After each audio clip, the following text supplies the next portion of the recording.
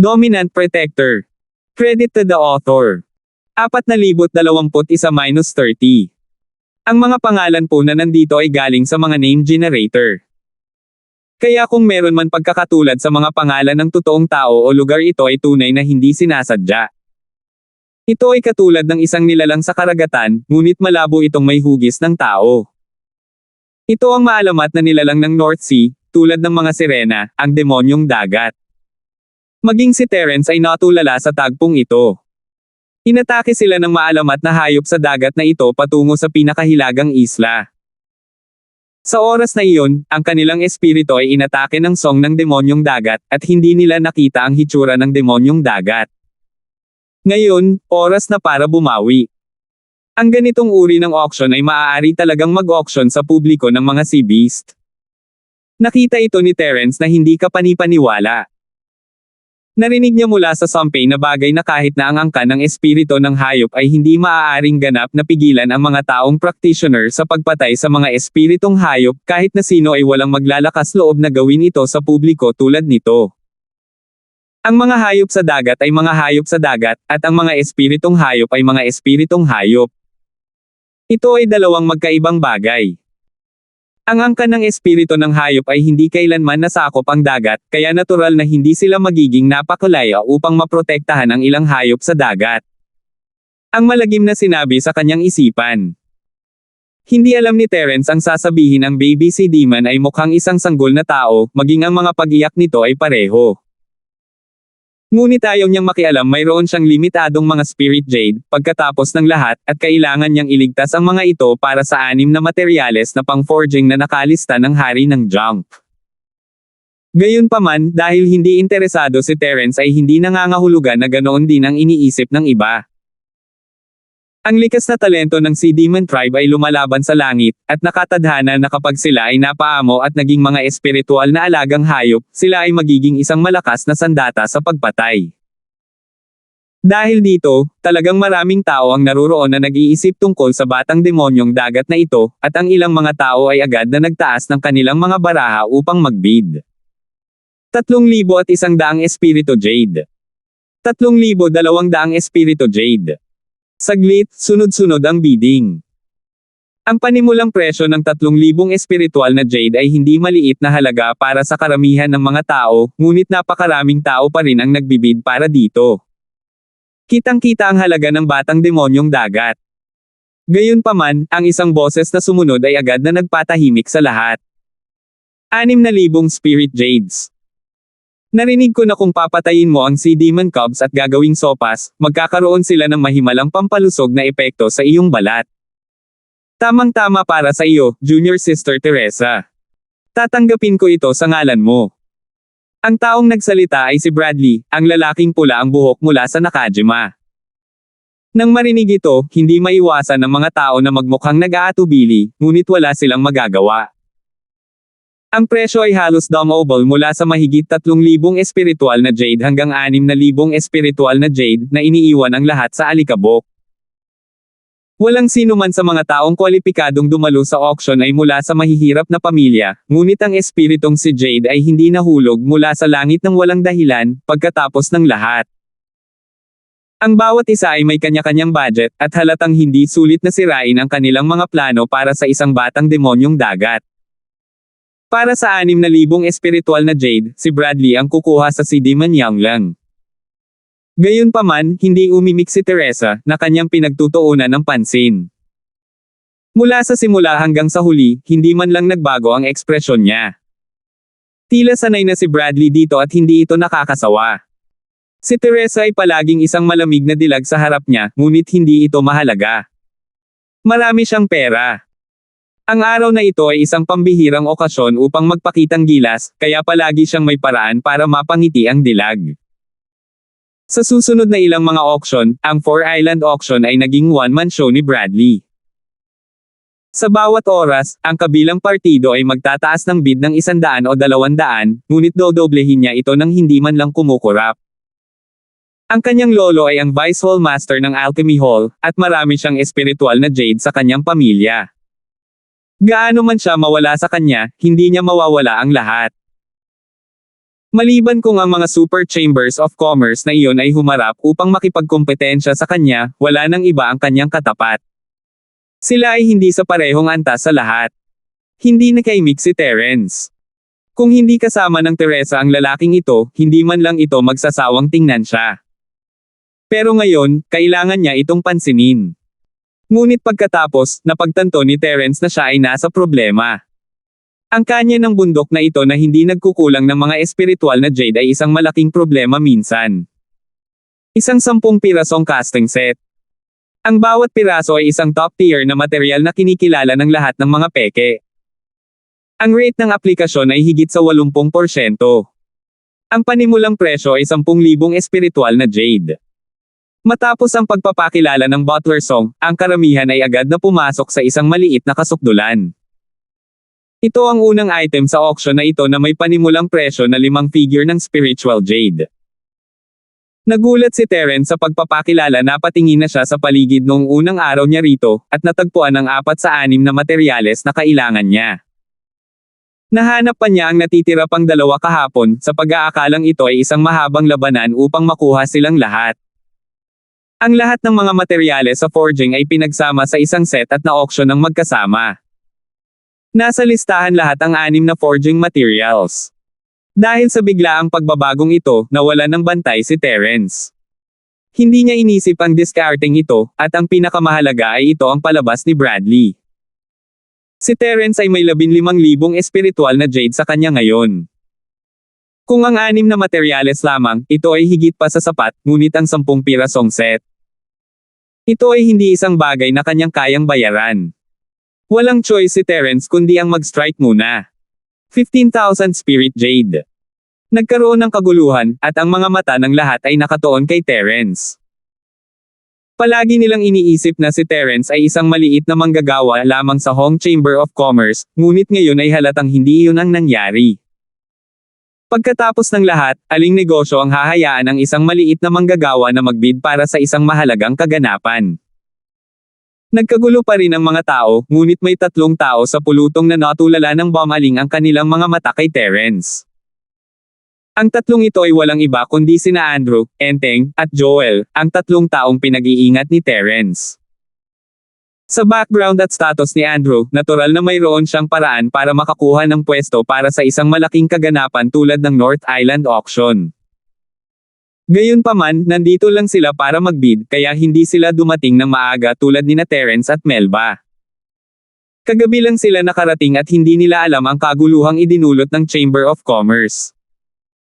Kahit sinong normal na tao ay hindi maniniwala na ang isang grassroots na bagong dating na tulad ni Terence ay makakarating sa ganoong mataas na klaseng lugar. Kung hindi niya ibinuka ang kanyang bibig para magbid, marahil ay hindi mapapansin ni Andrew at ng iba pa ang kanyang pag-iral hanggang sa matapos ang auction. Bakit nandito ang batang ito? Mukhang kahit na wala tayong nakuhang mabuti, hindi tayo nagpunta dito ng walang kabuluhan. Si Andrew ay nagsiwalat ng kanyang mga ngipin, habang sina Enteng at Joel ay parehong tumawa ng nakakatakot. Walang alinlangan, pagkatapos ng birthday party, ibinalik nila ang atensyon kay Terence. Wala silang magawa sa teritoryo ng 3 pavilion, ngunit dito sa pinakahilagang isla, wala silang kakulaitan tungkol dito. 4,022. Hehe, nang hihingi ng 15,000 spiritual jades right off the bat. Medyo mayabang ang batang ito. Mukhang marami pa siyang spiritual jade sa mga kamay niya. Nagningning ang mga mata ni Joel. Huwag maiinip. Hihintayin natin na matapos ang auction at pagkatapos ay hahanap tayo ng pagkakataon para makakilos. Hindi natin siya hahayaang makatakas sa pagkakataong ito. Kung may pagkakamali man sa pagpatay, hindi natin siya bibitawan. Malamig na tawa ng Enteng. Kahit na hindi nila makuha ang Star Inkstone na pinapangarap nila mula sa katawan ni Terence, mabuti pa rin kung makakakuha sila ng malaking halaga ng spiritual jade. Ang atensyon ni Terence ay nasa Teresa sa buong panahon, at hindi niya napansin si Andrew at ang 2 pa. Pagkatapos niyang magsalita ay wala nang tumawad. Kahit na ang mga interesado sa presyo ay kailangang mag-isip ng 2 beses bago itaas ang presyo ng 5,000 espiritual na jade. Gayunpaman, bago pa makapagpahinga si Terence, tumayo na si Bradley, 20,000 espiritu Jade. Nadurog ang puso ni Terence. Tiningnan siya ni Bradley ng masama.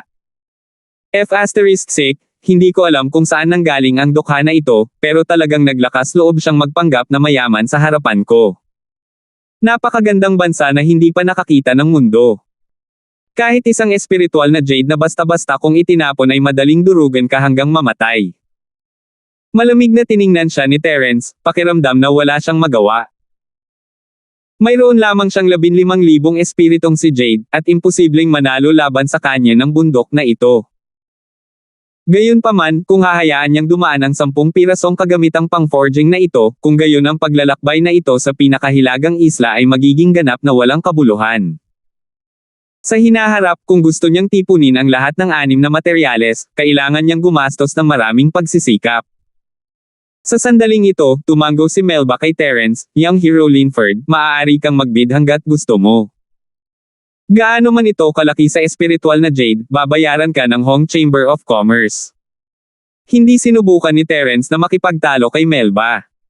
Pagkatapos ng lahat, gumawa siya ng mahigit 100 Supreme Grade Elixir para kay Melba. Siya ay lubos na kayang bayaran sa kanya ng isang pabor. 30,000 espiritual na Jade. Agad na tumawag si Terence.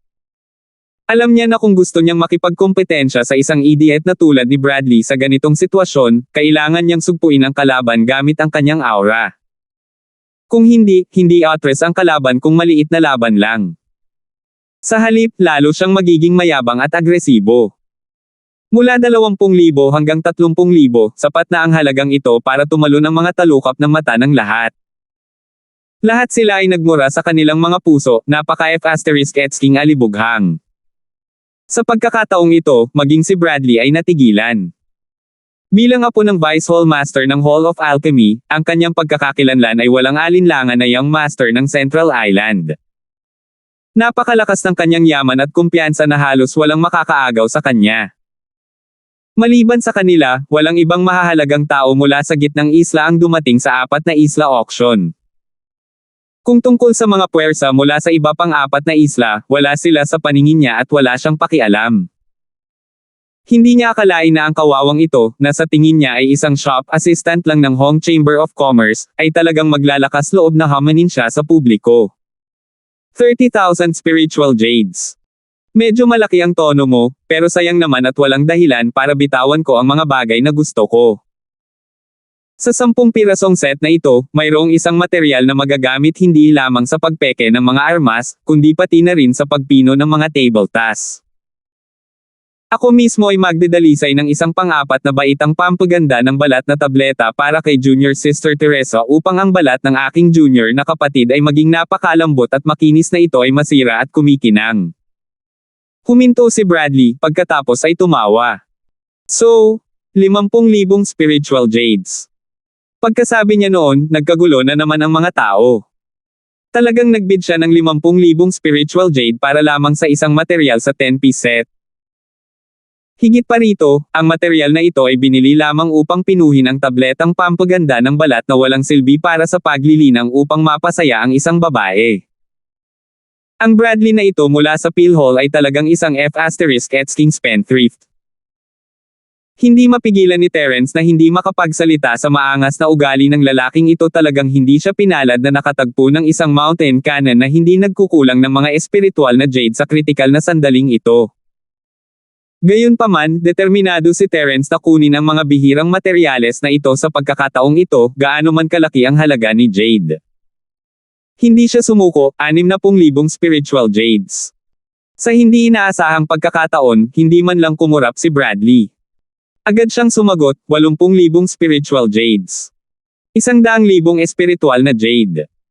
Walang pag-aalinlangan na sinabi ni Terence. F***, walang awa ka. Agad na nabulunan si Bradley. Ngayong umunlad na ang sitwasyon sa puntong ito, halos lahat ng naruroon ay napatulala sa kanilang dalawa. Bagamat talagang bihira ang mga forging material na ito, ang isang item na may panimulang presyo na 10,000 spirit jade ay malayo pa rin sa pagkabigla sa mundo. Ngayon, napakadali nilang itinaas ang mataas na presyo ng 100,000 espiritong si Jade. Ito ay simpleng hindi ka panipaniwala. Ang gayong mataas na presyo ay talagang hindi isang maliit na halaga para sa anumang puwersa. Kahit na ang pamilya ni Bradley ay hindi nagkukulang ng espiritual na jade, kailangan niyang pag-isipang mabuti kung sulit ba ito.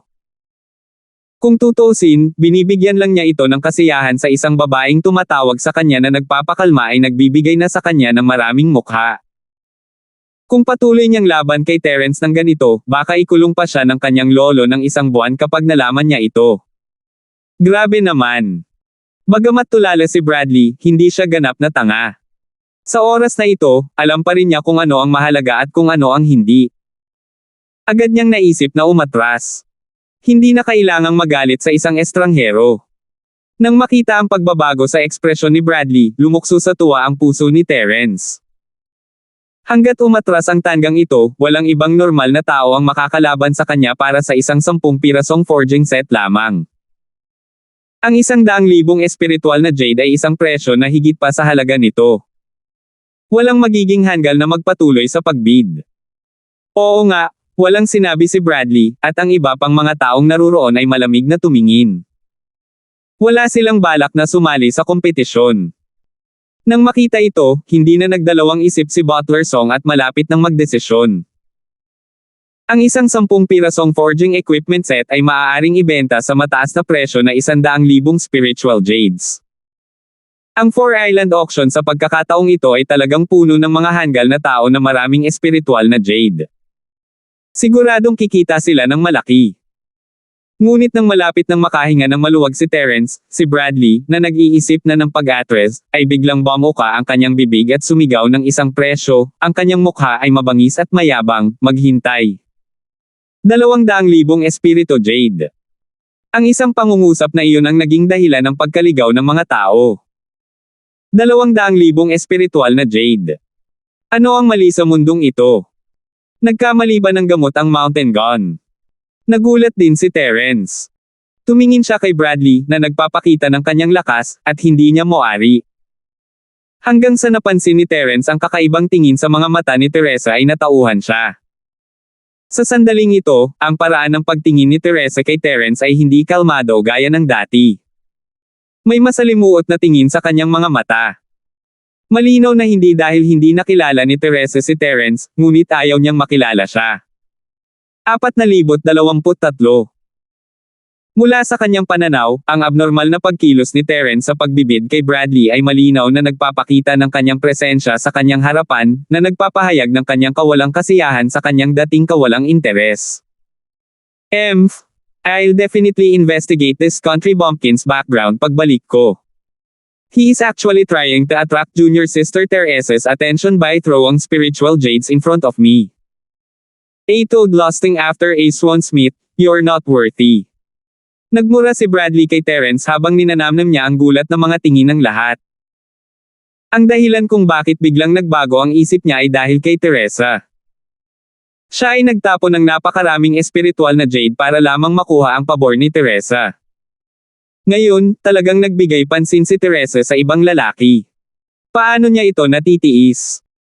Gaano man karaming espiritu ang ibinato sa kanya ni Jade, kailangan niyang year-ocon si Terence sa ilalim ng kanyang mga paa ngayon at ipaalam sa bumpkin na ito kung ano ang isang malaking shot mula kay Nakajima.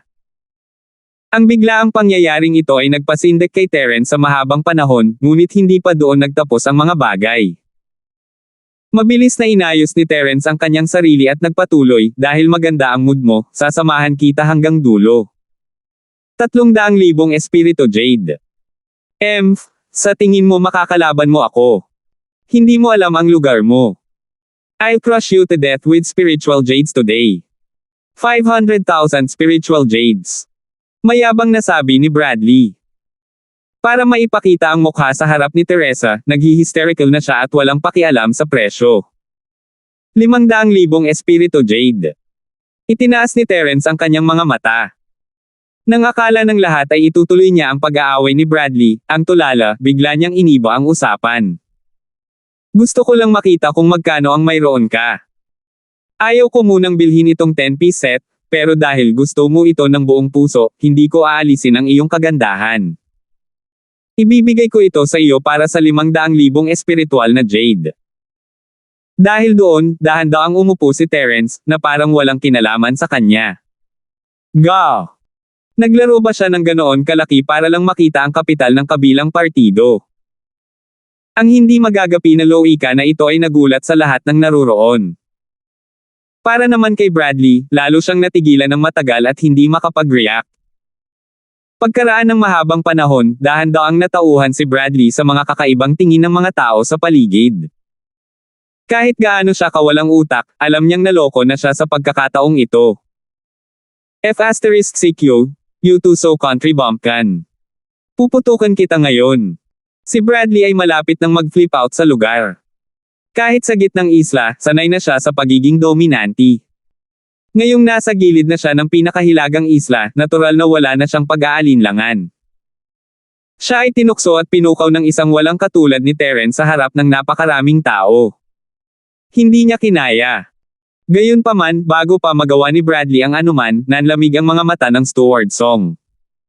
Ang hindi mabilang naganap na armadong mga gwardya sa Northern Battlefront ay handang umatake. Kahit na ang pagkakakilanlan ni Bradley ay espesyal, ito ang pinakahilagang isla, pagkatapos ng lahat. Mayroon lamang isang master dito, at iyon ay Butler Song, na siyang master ng isla sa ngalan niya. Kung hahayaan niya si Bradley na gumawa ng gulo dito, hindi ito naiiba sa pagsampal sa kanyang mukha sa publiko. Maging ito ay katayuan o lakas, ang pinakahilagang isla ay isang napaka-espesyal na puwersa sa Sky-class na isla. Ito ay isang espesyal na pag-iral na lampas sa 5 pangunahing isla.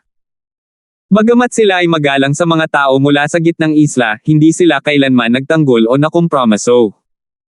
Kung gustong manggulo ni Bradley dito, nililigawan lang niya si kamatayan. Sa isang iglap, naging tense ang sitwasyon at lahat ay napabuntong hininga. Malapit nang mangyari ang isang salungatan. Sa kabutihang palad, ang natitirang mga tao sa Nakajima sa tabi ni Bradley ay bumangon sa oras upang sugpuin siya. Hindi sila kasing yabang at walang takot gaya ni Bradley. Alam nila na kung hahayaan nilang maging ganito ang sitwasyon, magdudulot lamang ito ng kapahamakan sa kanila. Anong ginagawa nyo? Bakit hindi nyo palayain itong young master? Are you guys trying to rebel? Si Bradley ay ayaw pa ring sumuko. Gayunpaman, ang mga tao sa paligid niya ay hindi mas mahina kaysa sa kanya. Nagsanib puwersa sila para supulan siya. Gaano man kalakas si Bradley, hindi siya makagalaw ng ilang sandali. Hindi man ganoon kagaling ang utak ng tulala na ito, nakakagulat ang lakas niya. Tiningnan ni Terence ang eksenang ito mula sa malayo. Kahit na hindi niya direktang naramdaman ang chi mula sa katawan ni Bradley, ramdam niya ang lakas ng kabilang partido. Siya ay nasa ibang antas sa kanya. Young Hero Linford, hindi mo na kailangang umatras. Bagamat ang 500,000 spiritual jades ay medyo sobra, ang Hong Chamber of Commerce ay kayang-kaya pa rin ito. Sabi ni Melba sa gilid. Sa malaking tulong ni Terence sa Hong Chamber of Commerce sa pagkakataong ito, gaano man kalaki ang espiritu ni Jade, babayaran ito ng Hong Chamber of Commerce ng walang pag-aalinlangan. Pagkatapos ng lahat, kahit na ang Hong Chamber of Commerce ay sinabotahe ni Watson at ng iba pa kamakailan at kulang sa mga high-end na materyales, mayroon silang isang kasaganaan ng mobile spiritual jade sa kanilang mga kamay. Ang 500,000 espiritual na jade ay walang halaga sa kanila. Hindi na kailangan yan. Ang halaga nitong 10-piece forging equipment set, in my opinion, at most 30,000. Hindi ba nakakabaliw na itaas ito sa 500,000 para lang magalit sa isang hanggal na kanya ng bundok? Sabi ni Terence, umiling-iling. Hindi niya alam ang pinal na presyo ng Supreme Grade Elixir na na-refine niya para kay Melba, ngunit napakabukas palad na ng kabilang partido na suportahan siya hanggang sa puntong ito. Walang dahilan para sayangin ang espiritual na jade. Gayunpaman, ang pagtingin kay Bradley mula sa malayo, na mukhang lalamunan siya ng buhay, nagmura si Terence sa kanyang puso. Hindi lang niya gustong hawakan ang kanyang babae, gusto rin niyang nakawin ang kanyang mga panday na materyales. Si Terence ay isang walang awa na tao noon sa karaniwang mundo, at kahit sa kasalukuyang estado ni Beidao, papatayin niya ang sinumang hindi niya gusto. This time, asar na talaga siya. Hindi na nagsalita pa si Melba at tumango, wag na. Anyway, Hero Linford, hindi dapat galing sa isang pamilya lang ang forging materials. Mag-iisip ako ng paraan mamaya at magkakaroon ako ng pagkakataong tulungan kang tipunin ang mga ito. Hindi nagkomento si Terence tungkol dito, ngunit sumagot lamang ito ng N. Siya ang nagtali ng kampana, at ang kanyang isip ay ganap na nakatuon kay Bradley. Para kay Teresa man o para sa mga materyales, kailangan niyang tapusin ang mga bagay kay Bradley. Ang pangunahing target ng auction ay nawala, at ang natitirang bahagi ng auction ay walang kinalaman kay Terence. Bagamat nasa kanyang mga kamay ang espiritual na jade at ang dakilang kampana, at ang kanyang kapital ay hindi bababa sa kay Bradley, at maaari siyang makipagkumpetensya sa anumang pambihirang bagay, sa kasamaang palad, wala na doon ang isip ni Terence. Sa katunayan, hindi lang si Terence kahit si Bradley ang nawala ng interes sa auction pagkatapos ng lahat ng nangyari. Isa lang ang nasa isip niya ngayon, kumuha ng isang tao na mag-iimbestiga sa background ni Terence at humanap ng pagkakataong maalis ang bumpin ng bansang ito. Kung wala ang pakikilahok ng dalawang pinakatanyag na tao, ang auction sa wakas ay nagsimulang bumalik sa normal. Bagamat ang presyo ng transaksyon ng bawat item ay mas mataas kaysa sa karaniwan, hindi na ito kasuklam-suklam tulad ng dati. 4,024. Sa huli, pagkatapos ng isang buong araw ng matinding auction, natapos na rin ang 4 na isla auction. Ang lahat ng mga bagay na ibinigay ng Chamber of Commerce ay na-auction na. Gayunpaman, hindi ito nangangahulugan na ang auction ay tapos na. Sa kabaligtaran, ito lamang ang unang bahagi ng auction. Simula sa ikalawang araw, magkakaroon ng personal na auction. Ang bawat kalahok na pumunta sa North Island ay maaaring kumuha ng magagandang bagay para sa auction.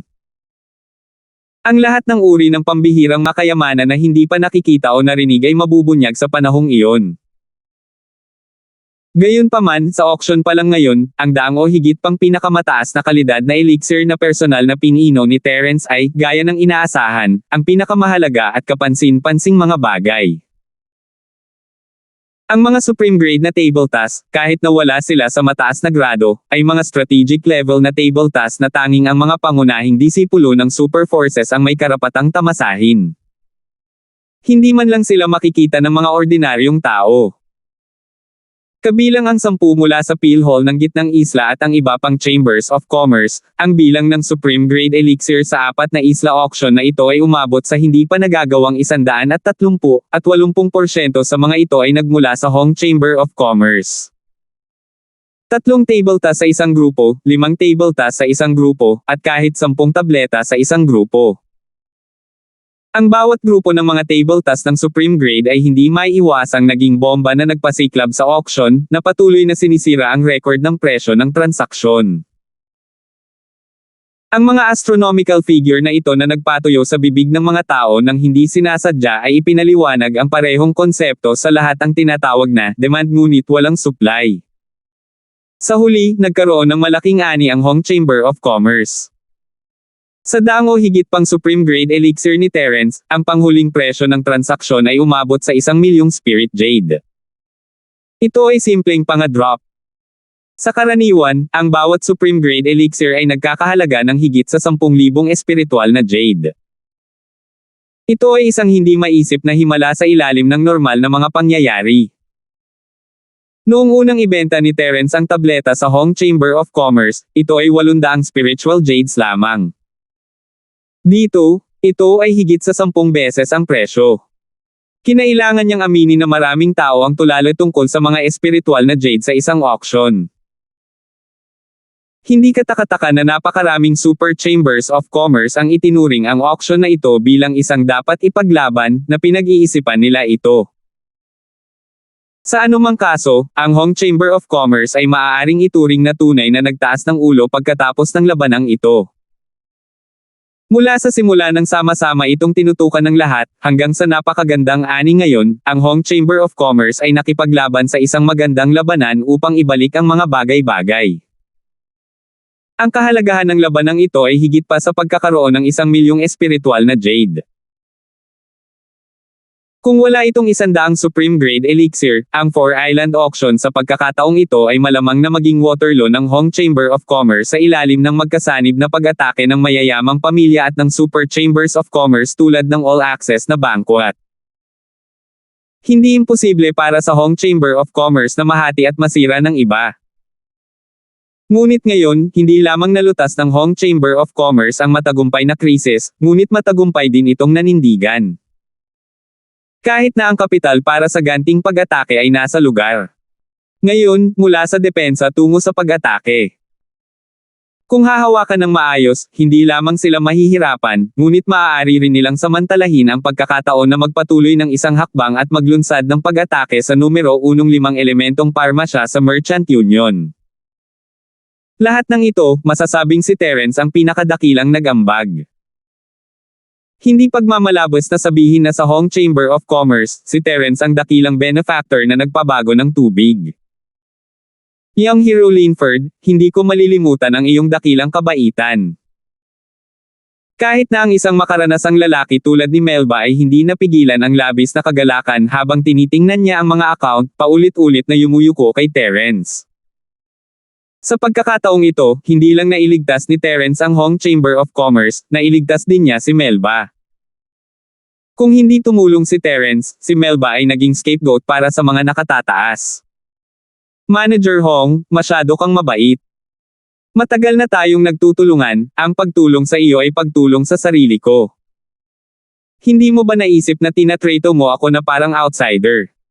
Mabilis siyang tinulungan ni Terence na tumayo. Kinaway-kaway ni Melba ang kanyang kamay at umiling. Ang kooperasyon ay pagtutulungan, at ang kabaitan ay kabaitan. Malinaw sa akin ang tungkol dito. Hindi ako makapagpasalamat para dito. Tatandaan ko ito sa aking puso. Hinayaan lang ni Terence si Melba matapos ang kanyang pagpupumilit.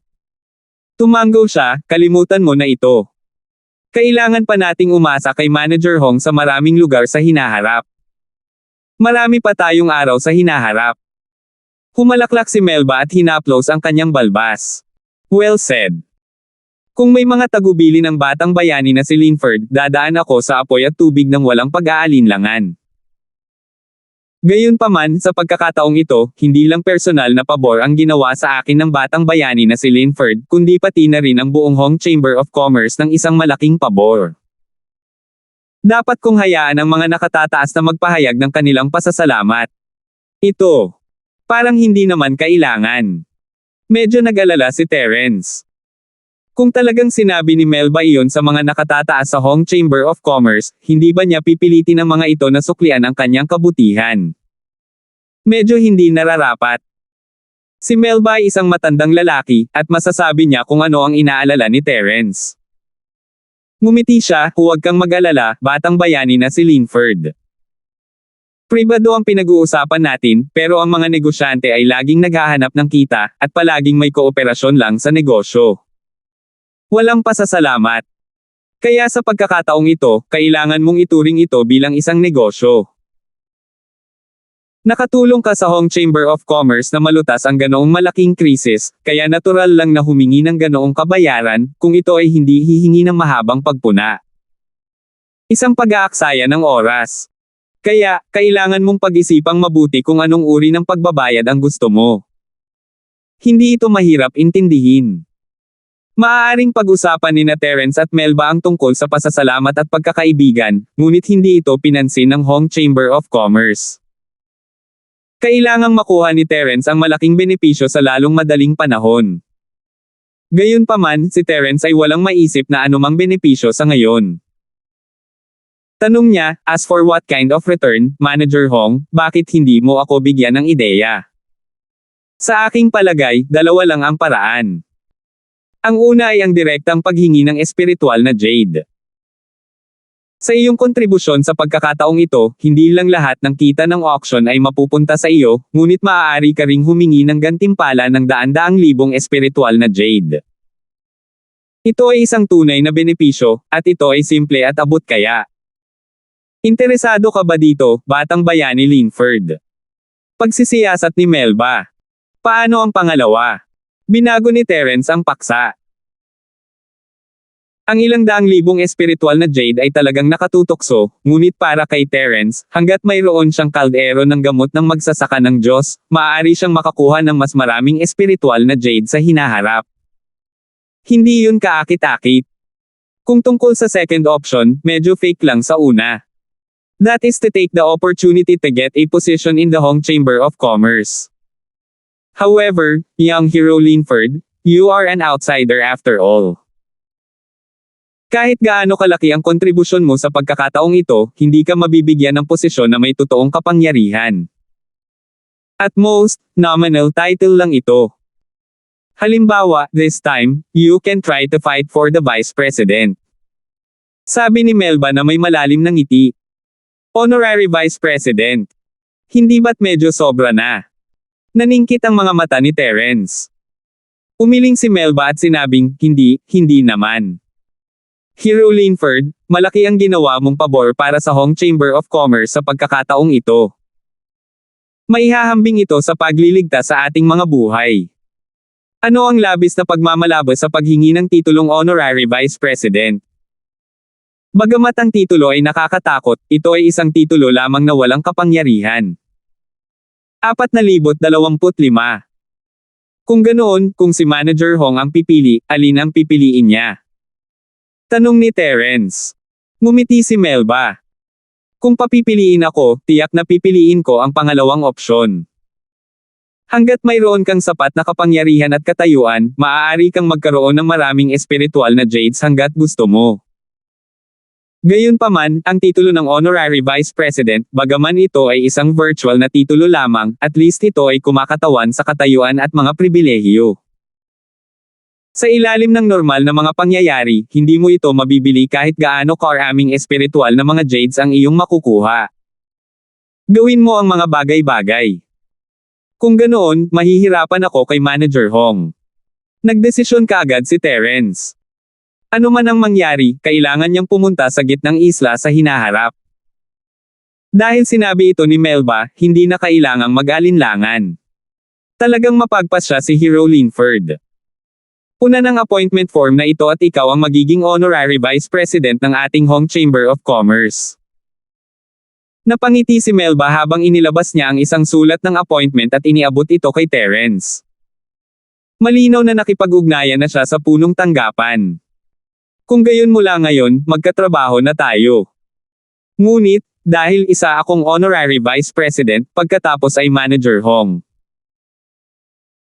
Kumurap si Terence at ngumiti kung pipiliin niya si Lingayo, hindi na sana kinuha ni Melba ang appointment letter, ngunit kilala ni Melba si Terence para malaman niya na tiyak na pipiliin ni Terence ang posisyon ng Vice President. Ang insidenteng ito ay biglang nangyari. Siguradong may nagtutulungan sa likod ng mga eksena. Gayunpaman, dapat mayroong isang tao sa Hong Chamber of Commerce na hindi umupo ng maayos. Ngumiti ng makahulugan si Melba. This is the time to settle the score. Speaking of which, matagal na akong hindi gumagalaw sa pwesto ko. Ngumiti si Terence, nauunawaan ang ibig niyang sabihin. Kung gayon ang isang ito ay tahimik na maghihintay sa promosyon ng tindera na si Hong. Nang si Terence ay nakikipag-usap kay Melba, ang elite na gathering hall ay nagkagulo. Nagpapadala si Bradley ng mga tao kung saan-saan, sinusubukang alamin ang background ni Terence. Habang pinapanood ang mga bagay na umuusbong sa direksyon na pinakaayaw niyang makita, alam ni Teresa na hindi siya maaaring magpatuloy sa panonood mula sa gilid. Kung hindi, ang sitwasyon ay maaaring talagang mawala sa kamay. Sa isiping ito, agad na natagpuan ni Teresa ang isang makapangyarihang babaeng practitioner na nagngangalang Mylene. Siya ang master na kinuha niya sa PhilHall pagkatapos na ma-teleport sa Sky Order Island. Teresa, bakit mo hinanap si Master gabi-gabi na? Tumingin si Mylene kay Teresa na may maamong tingin. Gustong-gusto niya ang bagong disipulong ito at palagi niyang itinuring itong sarili niya. Magalang na sumaludo si Teresa, pagkatapos ay kumuha ng tableta sa kanyang dibdib. Iyon ang pil na espesyal niyang ibid para sa araw na auction. Guro, ano man ang kalidad ng elixir na ito ay ang pinakamahusay na kalidad kahit nakabilang sa mga pinakamahusay na kalidad. Medyo naguguluhan lang ako. Ang Hong Chamber of Commerce ay hindi kailanman naging sikat sa mga elixir, kaya paano sila nakakuha ng napakagandang elixir, at mayroong higit sa 100 ng mga ito ng sabay-sabay. Nagkunwari si Teresa na nalilito. Matagal ding pinag-iisipan ni Mylene at ng iba pa ang tanong na ito, tama. Maging ang 5 elements na parma siya, na palaging sikat sa elixir, ay nakakuha lamang ng 10 supreme grade elixir sa pagkakataong ito. Ang Hong Chamber of Commerce ay talagang kumuha ng higit sa 100 ng sabay-sabay. Talagang hindi ka panipaniwala ito. 5 elementong parma siya. Agad namang sumang-ayon si Teresa. Tama. Ang 5 elementong parma siya ay isang mahalagang pinagkukunan ng kita para sa ating PhilHol. Hindi natin hahayaang may mangyari dito. Kaya, sa palagay ko, dapat tayong maghanap ng pagkakataon para maimbestigahan ang problemang ito. I'm very pleased that you have such a heart, Teresa. Malumanay na ngumiti si Mylene at casual na sinabi, alright, kilala mo ba ang binatang iyon mula sa Hong Chamber of Commerce? Kahapon, parang narinig ko siyang tumawag sa pangalan mo. Oo, ilang beses na tayong nagkita sa secular na mundo, pero hindi tayo pamilyar sa isa't isa. Sagot ni Teresa. Dahil iyan ang kaso, Teresa, maaari kang mag-isip ng paraan para tanungin siya tungkol sa pinagmulan ng mga tabletang ito na may pinakamataas na grado. Baka may malaman ka. Mungkahi ni Mylene. Gaya ng inaasahan, ang mga salita ni Mylene ay eksaktong gusto ni Teresa. Ito ang dahilan kung bakit siya nagbid para sa tableta. Gusto niyang makilala si Terence na may tamang dahilan. Oo, naiintindihan ng alagad na ito. Agad na umalis si Teresa sa silid ni Mylene at umalis sa elite na gathering hall. Kailangan niyang sabihin kay Terence ang tungkol dito sa lalong madaling panahon para makapaghanda siya. Ang biglaang pagbisita ni Teresa ay isang sorpresa kay Terence. Mula sa unang pagkakataon na nakita niya si Teresa kahapon hanggang ngayon, ang abnormal na reaksyon ni Teresa ay naging malaking buhol sa puso ni Terence. Sa panahon ng auction noong araw, napakaraming tao sa paligid, lalo na kay Bradley na nakatitig kay Teresa. Kahit na gusto ni Terence na makausap si Teresa, wala siyang pagkakataon. Pagkatapos ng auction, agad na bumalik si Teresa sa Elite Gathering Hall kasama ang iba, kaya walang magawa si Terence. Hindi niya akalain na lalapit siya sa kanya sa sarili niyang pagkukusa. Teresa, ikaw ba? Okay ka lang? Huminga ng malalim si Terence. Mayroon siyang 1,000 mga salita upang sabihin, ngunit lahat sila ay naging isang simpleng pagbati. Nakita ito ni Melba, na orihinal na kasama niya, at mapaglarong ngumiti. Tak siyang lumabas ng silid, naiwan ang dalawa. Pagkaalis ni Melba, unti-unting naging komplikado ang orihinal na malamig na ekspresyon ni Teresa. Sa wakas, nagkaroon siya ng kaunting init na pamilyar sa secular na mundo.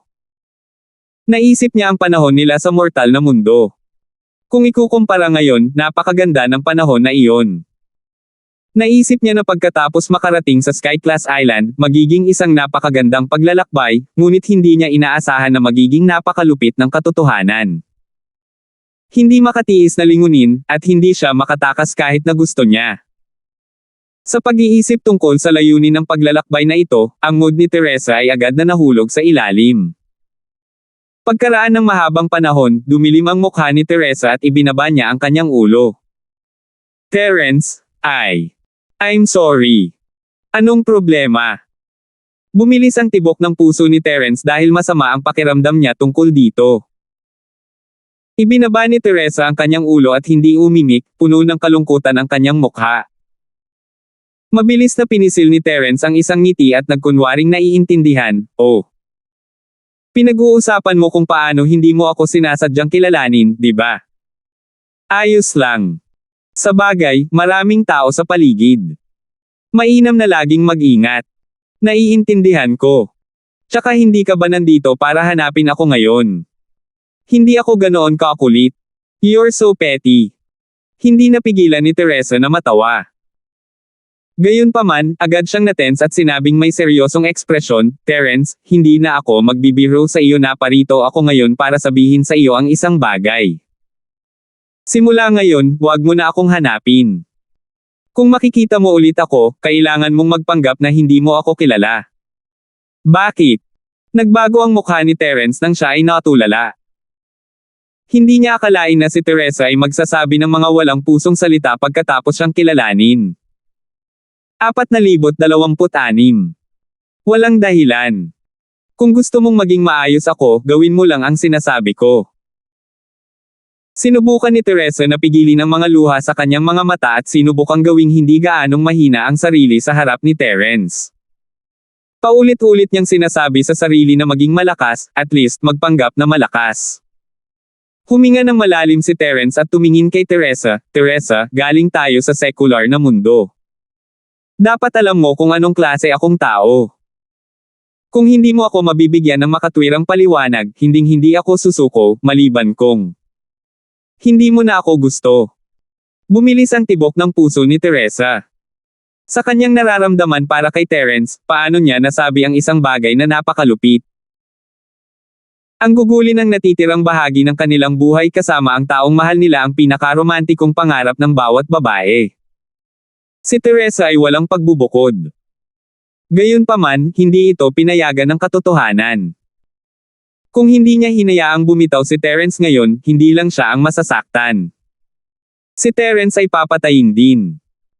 Sa halip na panoorin si Terence na mamatay sa kanyang harapan, mas mabuting kalimutan na ang isa't isa.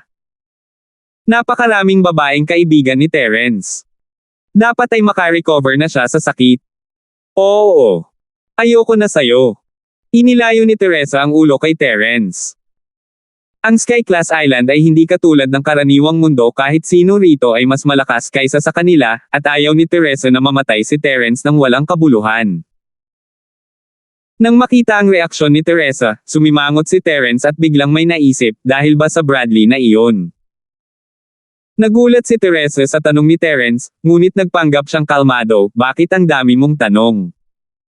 Sisipain kita kapag nagtanong ka ulit. Kalahating taon na ang nakalipas, at kumirot ang puso ni Terence nang marinig niyang muli ang pamilyar na pariralang iyon. Bigla niyang ibinuka ang kanyang mga braso at hinaila si Teresa sa kanyang yakap, niyakap siya ng mahigpit. Ikaw. Tumawag si Teresa, at sa oras na bumalik siya sa kanyang katinoan, ang kanyang ilong ay napuno ng pabango ni Terence, isang pamilyar na pabango na hindi niya malilimutan. Bahagya siyang nagpumiglas ngunit hindi makaalis sa pagkakayakap ni Terence, kaya sumuko siya. Kung hindi dahil sa malupit na katotohanan, hindi niya iisipin na makawala sa ganoong mainit at nakakaaliw na yakap. Sa maliit na silid, sa ilalim ng ilaw ng kandila, mahigpit na nagyakapan ang isang lalaki at isang babae, tahimik na dinadama ang pintig ng puso ng isa't isa, ayaw bumitaw ng mahabang panahon. Pagkaraan ng mahabang panahon, nagtanong si Terence habang hinahaplos niya ang buhok ni Teresa, ngayon, maaari mo bang sabihin sa akin kung bakit? Nakikiusap ako sa iyo. Huwag ka nang magtanong pa. Wala na talagang pakinabang sa iyo sa bagay na ito. Pwede bang magpanggap ka na lang na hindi mo ako nakita? Kung alam kong nandito ka, hindi na sana ako pumunta sa auction na ito. Nanginginig ang katawan ni Teresa sa mga bisig ni Terence, at hindi niya napigil ang umiyak. Nakahawak pa rin si Terence sa kanya ng mahigpit sa kanyang mga braso, tinatapik siya sa likod. Huwag kang matakot. There's always a way out. Believe me, basta kausap mo ako ng maayos, there will be a way to solve everything. Anong ginawa niya sa'yo? Sa puntong ito, hindi na ito naitago ni Teresa at umamin na, tama, apo siya ng Vice Hall Master ng ating Alchemy Hall. Ilang araw na ang nakalilipas, sinabi ng kanyang lolo sa publiko na gusto niya akong maging engaged sa kanya. Hayaan kang makisali sa kanya. Hey, pagod na yata siya sa buhay. Naningkit ang mga mata ni Terence nang ilabas niya ang kanyang layuning pumatay. Tinakpin ni Teresa ang bibig ni Terence at umiling, huwag kang mag-alala, kahit anong paraan ang gamitin ko, hindi ko hahayaang magtagumpay siya. Gayunpaman, napakasiloso niyang tao. Kahit sinong may kaunting contact sa akin, kahit na ang maliit na junior brother na nagsalita lang ng ilang salita sa akin, ay tiyak na mamamatay sa isang furnace explosion sa loob lamang ng ilang araw. Ito ay tiyak na kanyang kagagawan. Sa ilalim lamang ng paniniil ng kanyang lolo, ang Vice Hall Master, walang sino man ang naglakas loob na magsalita. Vice Hall pinuno ng bulwagan ng alchemy, anong antas ang iyong lakas? Tanong ni Terence pagkatapos ng ilang pag-iisip. Kahit sa itaas ng Golden Core Stage. Si Bradley mismo ay isa ng Golden Core Stage expert. Sinabi ni Teresa na may matagal na takot, ang lakas ay pangalawa. Ang mahalaga ay ang katayuan ng kanyang lolo. Dahil wala si Hall Master Zhang sa buong taon, ang kanyang mga salita sa Peel Hall ay may napakalaking bigat. Iilan lamang sa mga in-name na alagad ni Master Zhang ang maaaring hindi pansinin ang kanyang mukha at isip ang kanilang sariling negosyo. Maliban doon, siya ay maituturing na pinakamayabang na pag-iral sa Peel. Ang disipulo ni Zhang Liju. At kung mayroon siyang pamana ni Zhang Liju mula sa secular na mundo, maituturing ba siyang alagad niya? Bulong ni Terence sa kanyang sarili, ngunit walang sinabi kay Teresa. Tumango lang siya, okay, I got it. Sa pagtingin sa kalmadong mukha ni Terence, naramdaman ni Teresa na may mali. Ngumiti siya ng mapait kahit na hindi natin pansinin ang kanyang lolo, si Bradley mismo ay napakahirap ng pakitunguhan. Ang isang Golden Core Stage Master ay hindi isang bagay na maaari nating labanan ngayon. Terence, huwag kang gagawa ng katangahan, kaya mas mabuting magpanggap na lang tayo na hindi tayo magkakilala. Kung hindi, kung tayo ay masyadong malapit, ito ay magdadala sa iyo ng kapahamakan. Ngumiti lang si Terence, darating ang darating. Hindi ko kayang magpanggap na hindi kita kilala sa ganitong klaseng kalokohan. Naantig si Teresa, ngunit nag-aalala rin siya. Binitukan niya ng mahina si Terence, really, I'm not joking with you. Nakuha mo na ang atensyon niya kapag nagbid ka sa kanya noong auction sa umaga.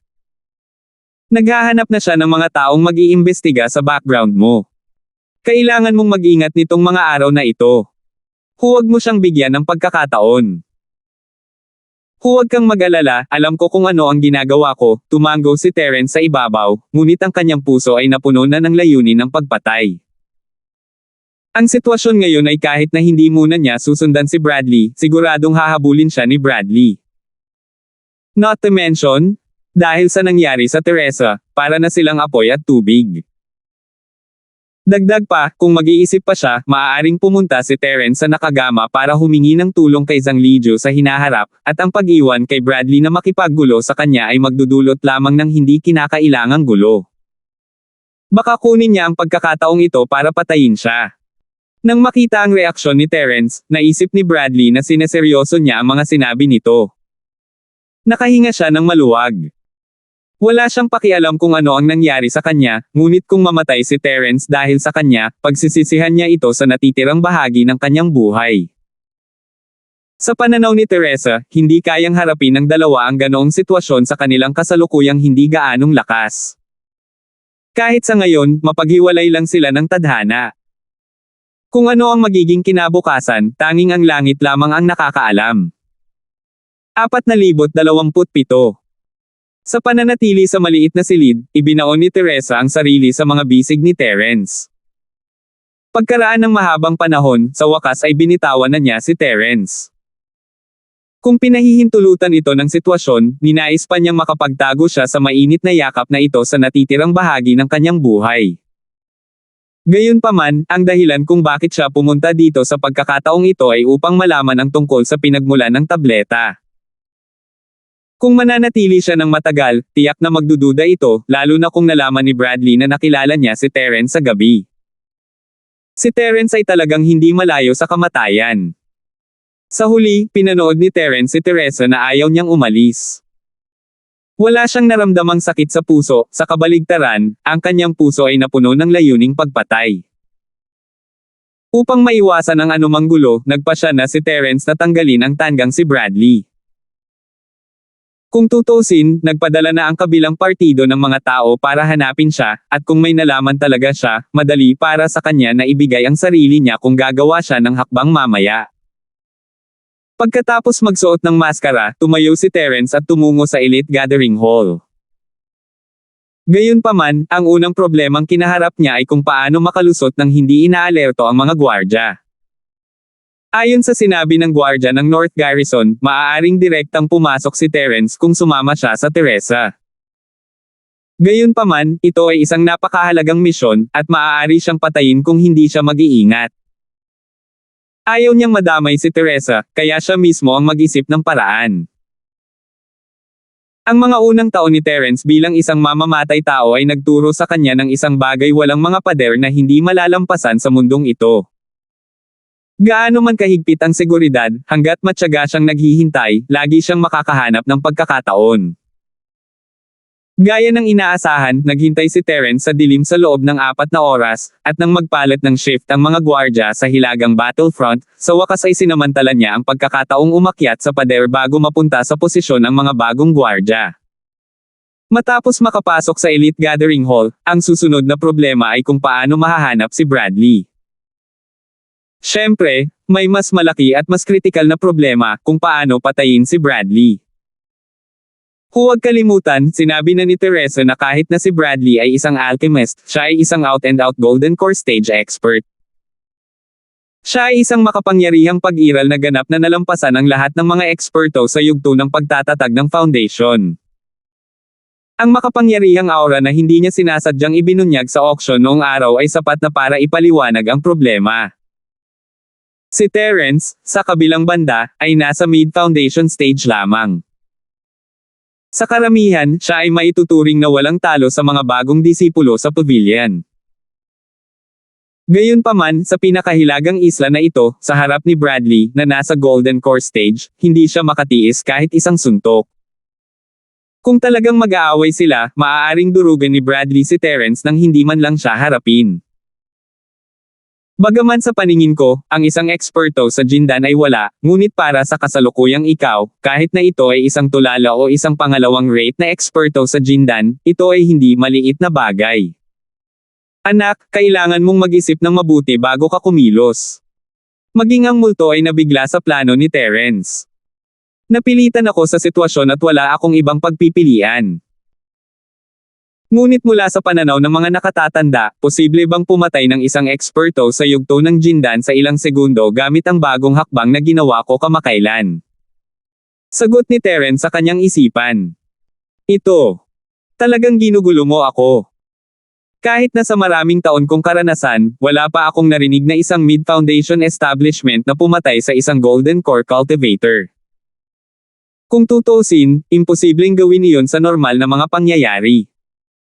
Ang makamulto ay huminto at pagkatapos ay nagsabing, gayunpaman, ang paglipat mo ay itinuturing ding orihinal. Ang isang tunay na bomba ng enerhiya ay nagawang pumatay ng isang master sa tuktok ng huling yugto ng pagtatatag ng foundation sa ilang segundo. Mukhang mas maganda ang hakbang na ito, kaya dapat may pagkakataon na magtagumpay. Natawa si Terence sa sinabi ng bagay na iyon. Kahit isang pagkakataon lang, kailangan kong subukan. Kung hindi ko kayang patayin si Bradley kahit na may ganitong pambihirang pagkakataon, mas mababa ang pagkakataon ko kapag bumalik siya sa Nakajima sa hinaharap. Kahit na ito ay para lamang sa Teresa, si Terence ay kailangang humanap ng paraan para patayin si Bradley ngayon. Kung babalik siya at pipilitin si Teresa na makipagtipan, hindi na siya makakatulong sa North Island. Paano siya naging tao ni Teresa? Maingat na pinipigilan ang kanyang hininga at itinago ang kanyang katawan, si Terence ay lihim na tumingin sa paligid ng Elite Gathering Hall, ngunit hindi mahanap ang posisyon ni Bradley. Siyempre, lahat ng ito ay dahil hindi siya naglakas loob na makipag-close. Pagkatapos ng lahat, kahit na hindi niya pinag-uusapan ang tungkol sa hilagang Battlefront Army, ang mga taong nakatira sa Elite na Gathering Hall ay pawang mga masters. Mayroong maraming mga master sa itaas ng Golden Core stage. Sa lakas ni Terence, kung lalapit siya, nililigawan niya si kamatayan. Gayunpaman, kung patuloy siyang mabibigo na mahanap siya, kailangang makipagsapalaran si Terence. Sa oras na ito, may ilang tao na lumitaw mula sa pangunahing pasukan ng Elite Gathering Hall, na nagmamadali patungo sa gusali sa tapat ng mga guest room. Mula sa mga pamilyar na karatula, kitang-kita na isa itong refining room na inihanda para sa mga bisita. Hiniram na ito ni Terence noon, ngunit isa itong refining room sa labas ng Elite Gathering Hall. Tumalo ng puso ni Terence. Napuntahan na niya ang lahat ng iba pang lugar, ngunit itong alchemy room. Nasa loob kaya si Bradley? Hindi ito kakaiba. Ang dahilan kung bakit siya nagbid para sa 10-piece forging equipment na itinakda sa kanya sa araw ay para kumuha ng isa sa mga materyales para pinuhin ang rank 4 beautifying pill para mapasaya si Teresa. Ito ay makatwiran para sa kanya na pinuhin ang tableta sa magdamag. Oo naman, pagkatapos maghintay ng ilang sandali sa pinto, bumukas ang pinto sa Elixir Refinement Room, at ang taong lumabas ay si Bradley. What kind of bullshit efficiency is this? It's just investigating the background of a mere country bumpkin. With our Pillholes intelligence network, you actually still need such a long time. Buti na lang hindi pa sinisimula ng young master na ito ang pagpino ng skin beautifying pill. Kung hindi, kung ako ay nagambala sa kalagitnaan at ang pill na refinement ay mabibigo ka nitong si Junior Sister Teresa. Responsibilidad. Sinimulan siyang pagalitan ni Bradley. Ang mga taong iyon ay lumiit ang kanilang mga leeg at hindi nang ahas na magsalita pabalik. Pinayagan nila si Bradley na pagalitan sila sandali. Matapos hamupa ang kanyang galit, sinundan nila si Bradley sa isang silid na hindi kalayuan sa silid ng alchemy at iniulat ang mga balita na kanilang natagpuan sa pagkakataong ito. Hindi sila sinundan ni Terence para makinig sa kanilang usapan. Sa halip, nag-isip siya sandali at pumasok sa silid. Mula sa mga salita ni Bradley, madaling sabihin na ang taong ito ay babalik upang pinuhin ang tabletang pampaganda ng balat pagkatapos marinig ang mga ulat mula sa mga taong iyon. Para kay Terence, ito ay isang kaloob na pagkakataon. Palihim siyang pumasok sa silid, wala itong laman, ngunit mayroong lahat ng uri ng mahahalagang materyales sa silid. Ang 4 na kabinet ay puno, at bawat isa sa kanila ay isang pambihirang kayamanan. Lumunok si Terence. 4,028. Hindi alam ni Terence kung personal na dinala ni Bradley ang mga materyales dito, o kung ang pinakahilagang isla ay naimbak na ang mga ito dito ng maaga, espesyal na inihanda para sa mga kilalang bisita na tulad nila. Gayunpaman, natagpuan niya ang 10 pirasong forging set na ibini-auction sa maghapon sa isang hindi nakikitang sulok ng kabinet. Sinuri ni Terence ang listahan at nalaman na 9 lang sila. Ang huli ay inilabas at inilagay sa tabi ng hurno kasama ang iba pang sangkap. Marahil ito ang inihanda ni Bradley para sa tabletang pampaganda ng balat. Sa kabutihang palad, ang natitirang 9 na materyales ay nasakop na ang 6 na kailangan ni Terence. Walang pag-aalinlangan, inilagay sila ni Terence sa Jade Space. Lahat sila ay nasa isang sulok na hindi mahalata, kaya kahit bumalik si Bradley, hindi niya sila mapapansin sa maikling panahon. Para sa iba pang mga materyales, ayaw hawakan ni Terence. Una sa lahat, mapupukaw nito ang hinala ni Bradley kung kukuha siya ng masyadong marami.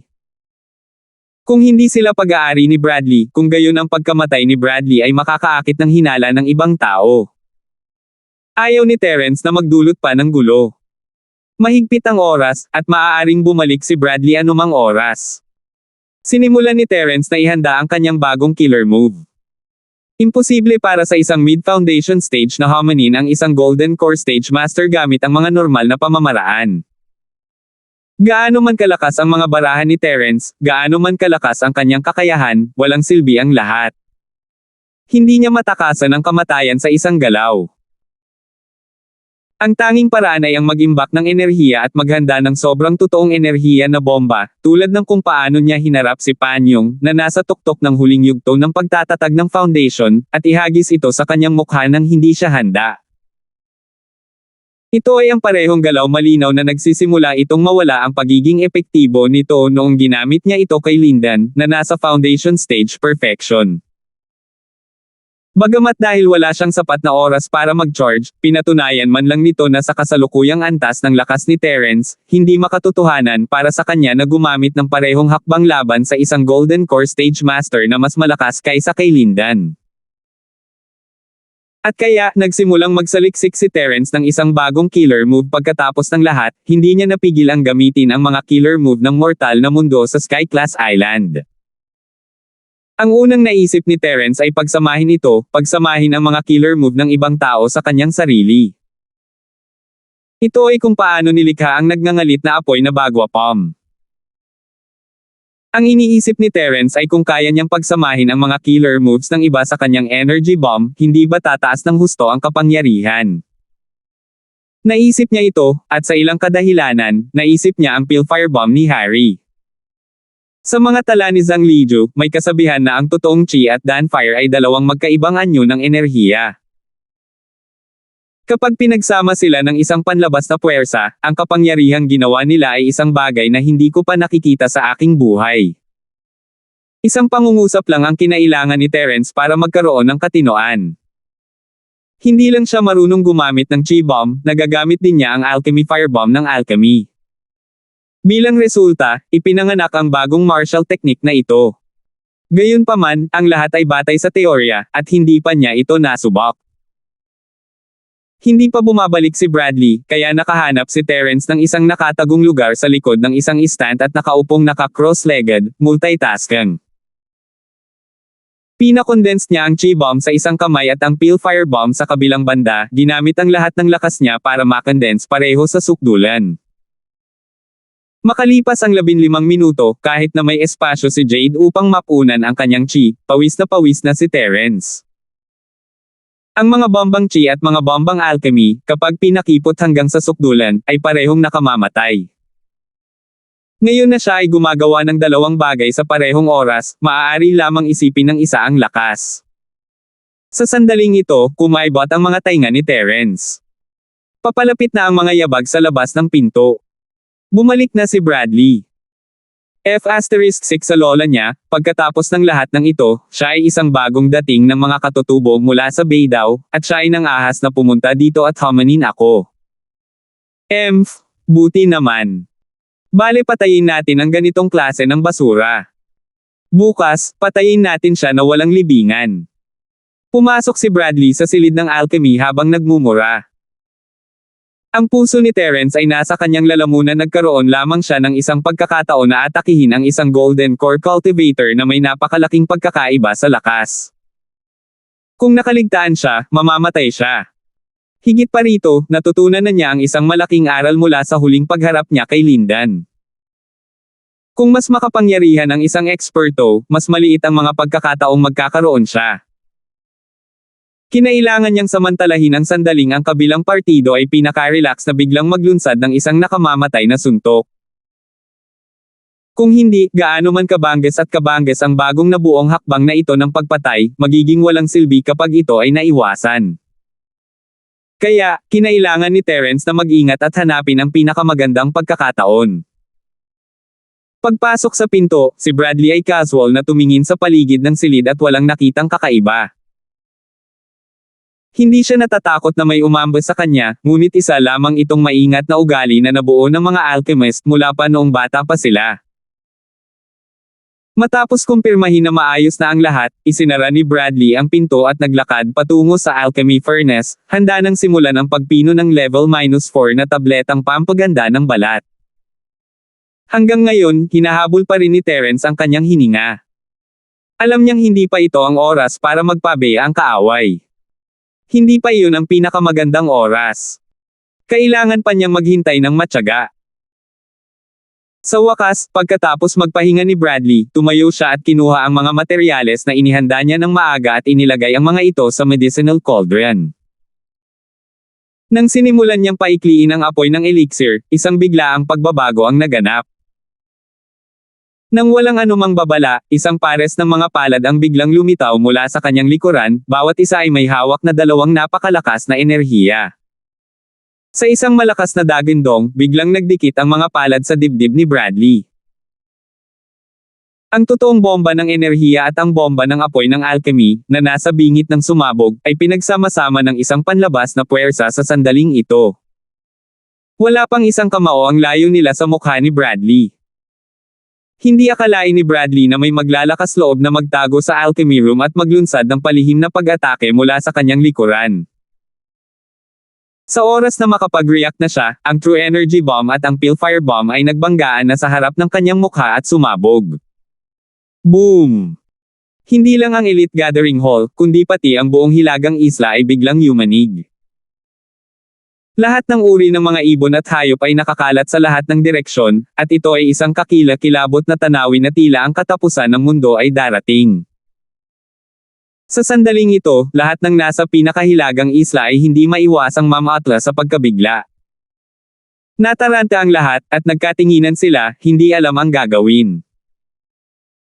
Isang nalulungkot na figure ang biglang lumabas sa sirang dingding ng silid ng alchemy at buong lakas na tumakas bago dumating ang lahat. Ang lalaking ito ay si Terence. Ang pagsasama-sama ng bomba ng enerhiya at bomba ng apoy ay isang nakakapangalog sa mundong pagkilos. Kahit si Terence mismo ay naging kalahating patay kung sinubukan niyang tumakas ng buong lakas pagkatapos nitong palayain. Nagawa niyang makatakas sa ganoong kaawa-awang kalagayan dahil nagngangalit siya at kumapit. Siyempre, salamat din sa lakas ng mid-foundation stage niya. 4,029. Ngunit bago iyon, nagpa siya si Terence na manatili sa magulong eksena ng ilang sandali. Kailangan man niyang ipagsapalaran na matuklasan, kailangan niyang pekay ng eksena at magmukhang aksidente. Dahil gustong hayaan ni Bradley na mamatay ang iba sa pamamagitan ng pagsabog ng kanilang mga hurno, ipapatikim niya sa kanila ang sarili nilang gamot. Hindi magiging labis ang paggamit ng trick na ito. Pagkatapos ng lahat, ang pagkakakilanlan ng taong ito ay hindi dapat maliitin. Kung talagang matuklasan na isa itong pagpatay, ang buong hilagang isla ay masusing iimbestigahan, at iyon ay magiging isang malaking problema. Ngunit kung taong ito ay namatay dahil sa isang pagsabog, kung gayon ito ay magiging kanyang sariling problema, at walang sinuman ang masisisi. Maaaring gamitin ng pinakahilagang isla ang dahilan na ito upang magulat sa Peel Hall, at kaya hindi na kailangang ipagsapalaran na masaktan ang iba pang malalaking shot at dumaan sa isang malaking paghahanap, at maaaring takasan ito ni Terence. Ngayon, si Terence, ang pasimuno, ay nakaranas ng matinding pinsala, habang si Bradley ay nahuli at nataman sa dibdib.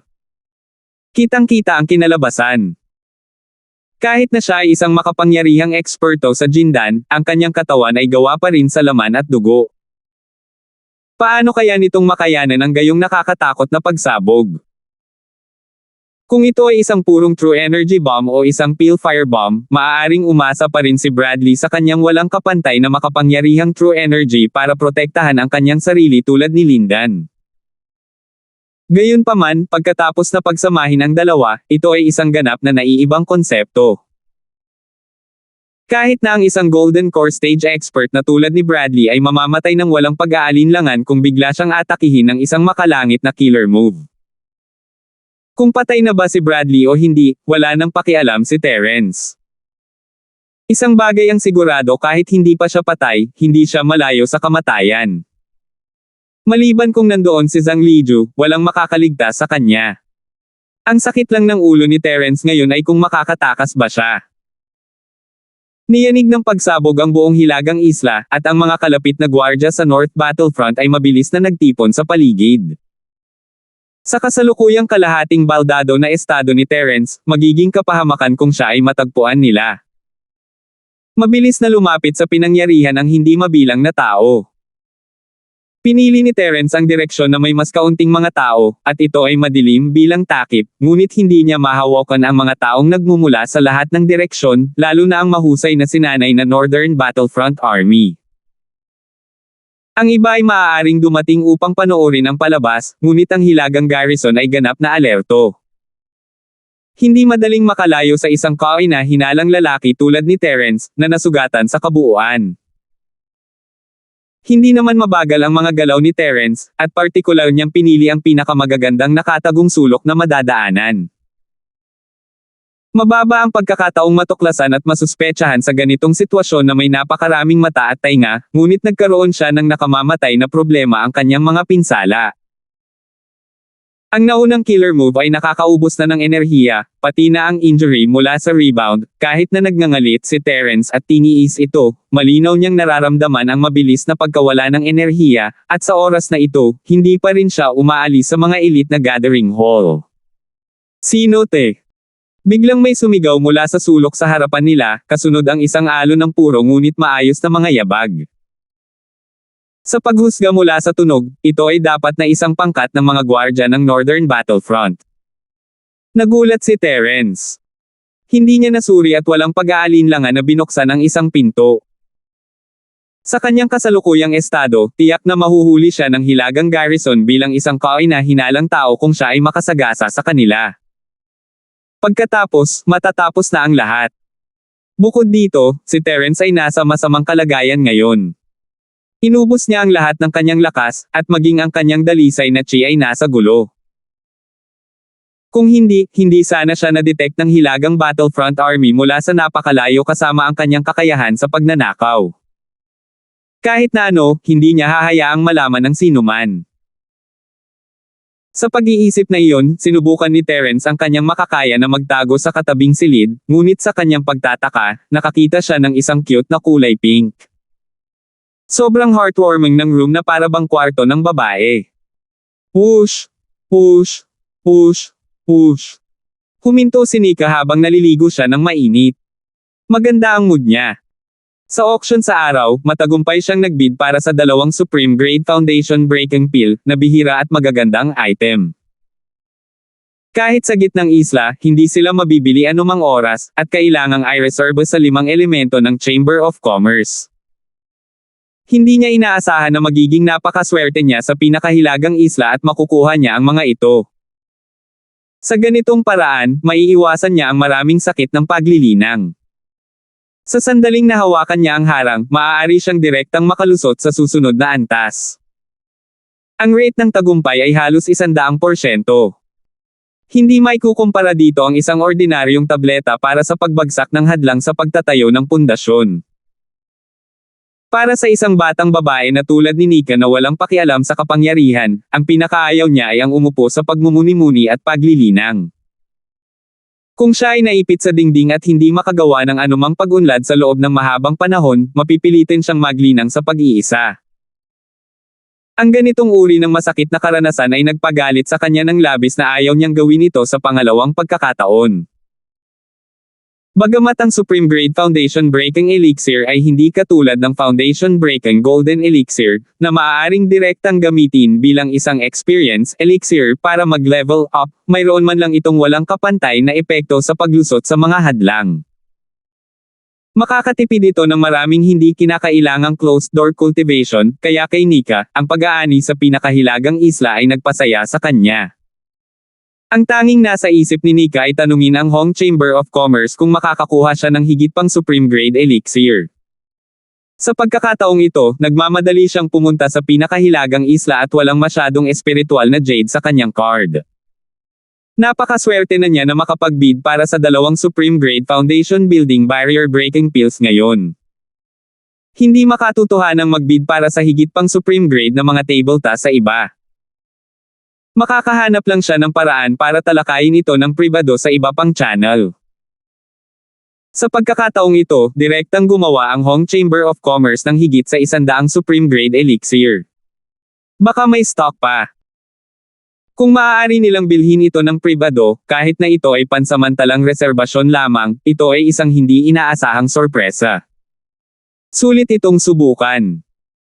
Habang naliligo si Nika sa kanyang paliligo, bigla niyang nakita ang isang malungkot na figure na sumuray-suray mula sa likod ng screen, na puno ng dugo. Bago pa siya makapag-react, bumagsak siya sa tub na may splash. Napatalon si Nika sa gulat at kumuha ng sandok ng tubig sa kanyang gulat, binasag ito sa likod ng ulo ni Terence. Nanghihina na ang katawan ni Terence, at ang tama ay nagpaikot sa kanyang mga mata at siya ay nahimatay. Pero bago niya ipinikit ang kanyang mga mata, may determinasyon siyang sinabi, huwag mong sasabihin kahit kanino. Paggising ko, magpapasalamat ako sa'yo. Pinagmasdan niya ang pagbagsak ni Terence sa batya, ganap na hindi gumagalaw. Noon lang natahimik si Nika. Siya ay medyo matapang, nakatayo ng napakalapit kay Terence na hubot-hubad at ang una niyang reaksyon ay hindi ang paglaba sa batya kundi ang pag-check kay Terence. 430. Hindi ba ito ang munting shop assistant ng Hong Chamber of Commerce? Paano ka nabugbog ng ganito? Nagulat at naghinala si Nika. Dahil gusto niyang bumili ng pinakamagagandang elixir mula sa Hong Chamber of Commerce, nagkaroon siya ng malalim na impresyon kina Melba at Terence, lalo na kay Terence, nakakalaban pa lang ni Bradley noong araw at pinilit ang tulala na si Bradley na bilhin ang 10-piece forging set na may base price na 10,000 spiritual jade. Ang katawa-tawang tingin na iyon ng pagiging scammed ay halos mabaliw kay Nika. Sa mga mata ni Nika, ang isang idiot na tulad ni Bradley ay hindi isang mabuting tao, ngunit si Terence ay isang matalinong manggagawa sa Hong Chamber of Commerce, kaya malinaw na hindi siya masamang tao. Maaaring may naghahanda na rob the Hong Chamber of Commerce's supreme-grade medicinal pills, kaya gusto nilang pilitin ang shop assistant na ito na gawin ang krimen. Ngunit ang shop assistant na ito ay tumanggi na sumunod at nakatakas sa kanyang buhay sa linya. Ang mga iniisip ni Nika ay ligaw. Gusto niyang pumunta sa Hong Chamber of Commerce para bumili ng elixir, ngunit naisip niya na ganoon din ang iniisip ng iba. Kaya naman, sa isang kisap mata, naisip na niya ang isang nakakagulat na kabayanihan na eksena. Mula sa simula hanggang sa huli, hindi niya ito naiugnay sa malakas na ingay kanina. Akala niya ay ordinaryong lindol lang sa pinakahilagang isla. Hindi niya akalain na isa pala itong kilusan na dulot ng kalamidad na gawa ng tao. Habang nagpapantasya si Nika, biglang may kumatok sa pinto, na sinundan ng boses ng hilagang Battlefront Way, ang mga tao sa loob, buksan ang pinto. Kami ay mula sa North Garrison. May hinala kaming isang assassin ang pumasok. Hoy, naliligo ako. Anong ginagawa nyo? Malungkot na sigaw ni Nika. Nag-alinlangan ang nasa pintuan pero parang ayaw niyang sumuko. Gayunpaman, ang boses ng isa pang tao ay tumunog, "Pockmark, kalimutan ito. Ito ang boudoir ni Nishijima-san. Naglakas loob ka bang mag-imbestiga? Gusto mo na bang mamatay?" Tama. Isa siyang big shot sa kanlurang bahagi ng isla. Kahit na steward song ay kailangang batiin siya ng nakangiti. This room was specially prepared for Miss Ning. Walang ibang pwedeng tumira dito. We can't afford to offend her. Tsaka hindi naman natin masisigurado na may assassin sa loob. Baka naman may nakita ka rin sa kanya na si Garade Northern. Yung ibang Northern Garade. Sa wakas, ang mga gwardya ng North Garrison ay sumuko sa ideya ng paghahanap sa bahay. Humingi sila ng paumanhin kay Nika sa pamamagitan ng pinto at tumalikod para bumalik sa pinangyarihan. Nakahinga ng maluwag si Nika nang marinig niya ang ingay sa labas ng pinto na nawala. Tumingin siya kay Terence sa batya at walang imak na umiling, "Hindi ko naman hahayaang malunod ang lalaking ito dito, hindi ba? Paano ako maliligo kung nandito siya?" Nagulat si Nika. Nasa kalagitnaan pa lang siya ng paliligo, pero lalaki naman si Terence. Bilang isang batang babae, hindi siya maaaring umupo sa parehong batya kasama ang isang estranghero na parang walang nangyari. Pagkalabas niya sa batya, dali-dali siyang natuyo at nagbihis. Lumingon siya at tumingin saglit kay Terence bago siya hinayla palabas ng tub. Hindi naman kasi masyadong malalim ang tubig sa batya, at hindi rin naman masyadong mababaw. Sa kasalukuyang kalagayan ni Terence, hindi imposibleng malunod siya kung maiiwan siya doon.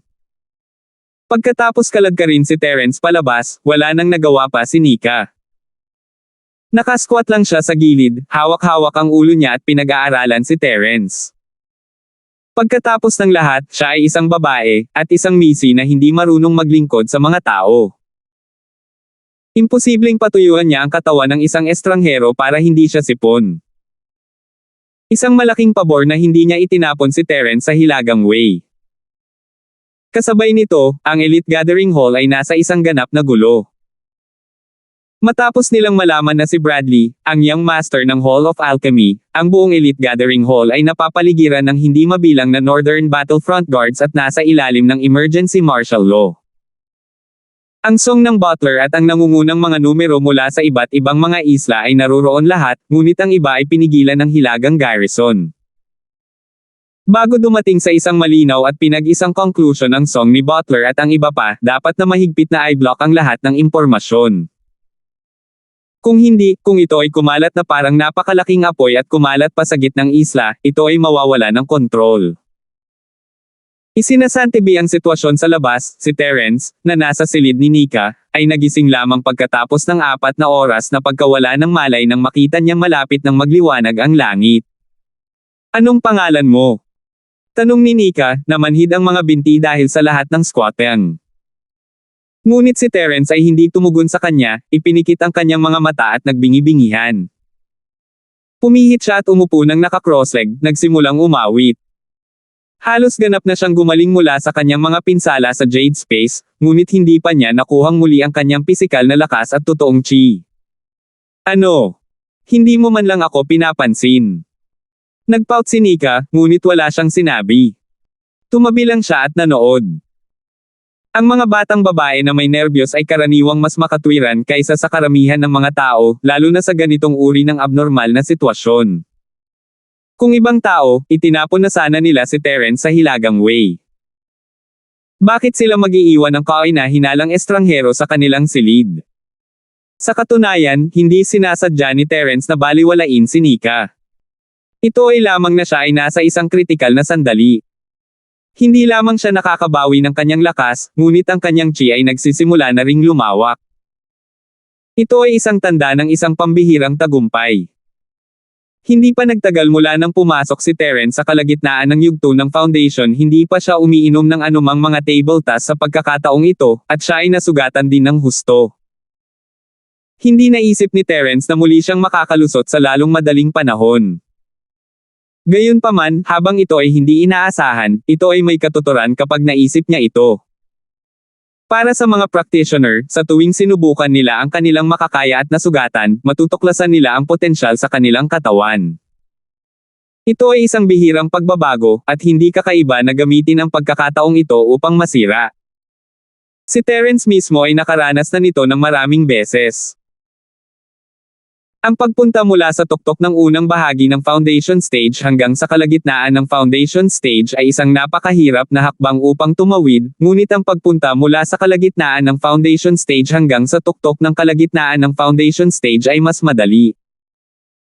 Sa matibay na pundasyon ni Terence, natural lang sa kanya ang mabilis na makalusot. Sa ilalim ng mga tingin ni Nika, paulit-ulit na pinaikot ni Terence ang kanyang chi, naghahanap ng pagkakataong makalusot. Pagkaraan ng mahabang panahon, biglang tumaas ang aura ni Terence ng napakalaking halaga, na ikinagulat ng marami sa maliliit na dekorasyon sa silid. Kung hindi dahil kay Nika na nakakita ng sitwasyon at mabilis na pinrotektahan siya, nawasak na sana ang kanyang mga maliliit na dekorasyon. Ang estadong ito ay tumagal ng ilang sandali bago tuluyang binawi ni Terence ang kanyang aura, bumalik sa kanyang karaniwang nakalaan na estado. Gayunpaman, ang liwanag na paminsan-minsan ay kumikislap sa kanyang mga mata ay halatang mas dalisay at nakakatakot kaysa dati. Matagumpay siyang nakapasok sa tuktok ng kalagitnaan ng yugto ng pagtatatag ng Foundation. Salamat po at sinamahan ninyo ako, ingat lagi mga master.